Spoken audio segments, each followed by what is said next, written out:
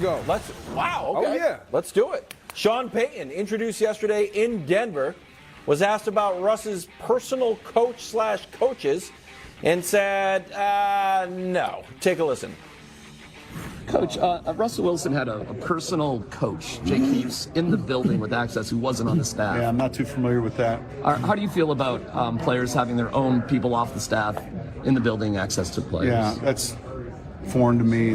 That's not going to take place here. I mean, I'm unfamiliar with it, but our staff will be here, our players will be here, and that'll be it. Brew, was this good news or did this hurt your feelings? Bravo! Bravo! I love this. Look, after the way he played last season, Russell Wilson should make himself putty in Sean Payton's hands. No personal coaches? Yes, coach. No private office? Yes, coach. No parking spaces, plural? Yes, coach. All right? I don't care if he tells him, I didn't really like the let's ride comments. Yes, coach. All right? He should do whatever Payton wants him to do because he was incredibly bad last season. All right? And he has become close with Drew Brees, according to Peter King. And they have been talking about Sean Payton and how he can help Russ. And at least reportedly, it looks like Russ is ready to listen and thinks Payton can help him get back to his former self. So I'm optimistic about this. Now, I know this scares Nick because if Payton can help Russ begin to cook in the AFC West, oh my. That's all I'm going to say. Yeah, oh my. No, it'd be great. But I like this. Listen, nothing about the Denver Broncos has scared me since Peyton Manning retired, and rightfully so. They haven't beaten the Chiefs since before then. And furthermore, I love Sean Payton, not so much because he was a Fox colleague, because I never got to see him because he was out in L.A. Because Sean Payton is as directly responsible for the Chiefs having Patrick Mahomes as anyone in the league. Like, he's talked about it. The Saints were going to draft Mahomes at 11, which is why the Chiefs traded up to get him at 10. By the way, they traded up with Buffalo, which is something that I don't think gets talked about enough. They could have had Patrick Mahomes. Turns out they ended up going with Josh Allen next year. Point here, though, is about Russell Wilson.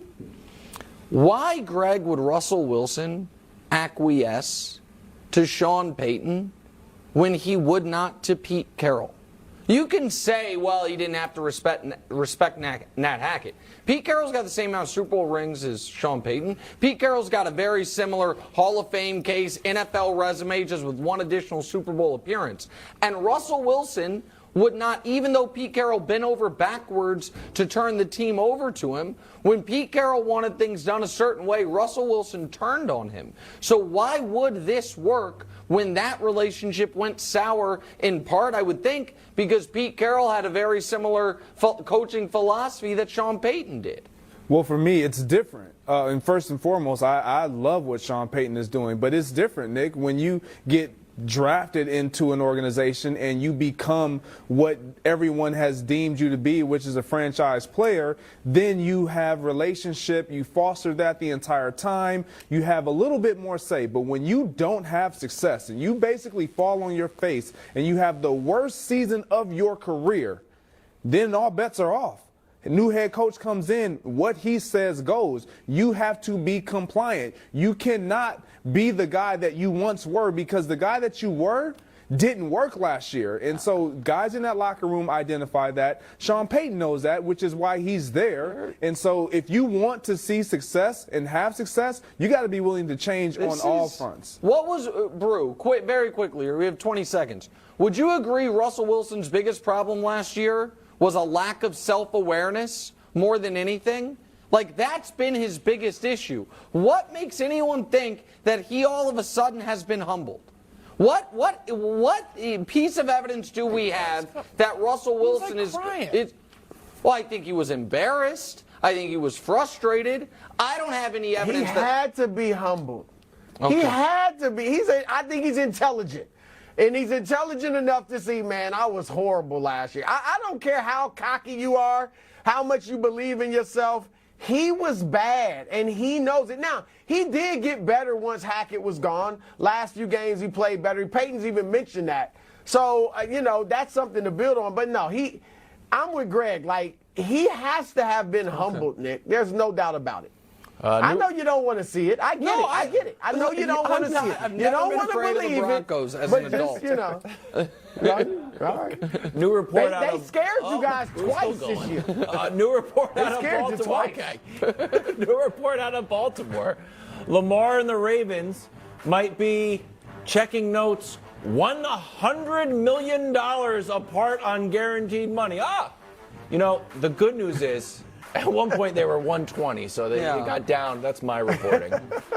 Nick, do you think this gets solved or ends in a disaster for Baltimore since they are currently $100 million apart? They do have a Mac Jones honorary Pro Bowler in Tyler Huntley. So they do have a Pro Bowl backup quarterback there. Huntley Can we balled out, just by the way. fast forward to when they trade him to Atlanta? Can we just get there? This is not getting resolved. You can't bridge a $100 million gap in an offseason.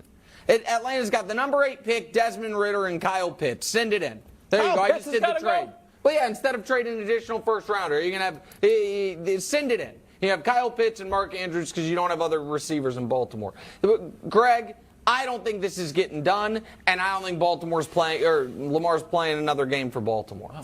Yeah, I've been on it's going to get done. They'll figure it out. They'll find a way. And the more these reports come out, the more I'm like, it doesn't look like it's going to happen. And a large in part is because I believe when you've experienced something similar where you've paid a quarterback and you had a really good team and a nucleus of personnel and then it didn't work out and you had to rebuild that, which the Baltimore Ravens did with Joe Flacco, then you find yourself in this same situation with Lamar. It gives you a tremendous amount of pause. And so with Lamar being this far apart, I think he should get his money. I don't think it will be there any longer, but he will get paid. Wow. Atlanta definitely is. Atlanta's got the money, and they would embrace him. Brew, go ahead. I'm sorry. I ain't seeing him in Atlanta. That'd be fun. But here's what I'm going to throw at you guys. Why not? Why don't they just do the exclusive franchise tag on him? Because I don't think he'll and he plays report. there under the tag. I don't think he'll sign it. He's a gamer. He's a baller. I don't know. He's a gamer and a baller. But I think towards the end of this year, in this season, we saw like he's willing to sit. He was hurt. He was hurt, but he used that. I mean, he had an out. I'm not going to say. There's nothing. If I get hurt and I want to save my reputation, but I have an opportunity to lean into the fact that I am hurt. Yeah, I'm doing it. And if I'm Baltimore, I'm terrified that if he's on the franchise tag and he gets dinged again at the end of next year, it's going to be 3 straight years he's not available at the end because he doesn't have the long-term security. I think he's moved. I think his next game's with somebody else. Okay. Maybe the Patriots. Maybe. Well, now we can redo the segment then. If we're going to talk about that. I don't know if they want Mac Jones. The Patriots could work. We run the Wildcat. Both guys out there. Hey, we're talking about Patrick Mahomes next.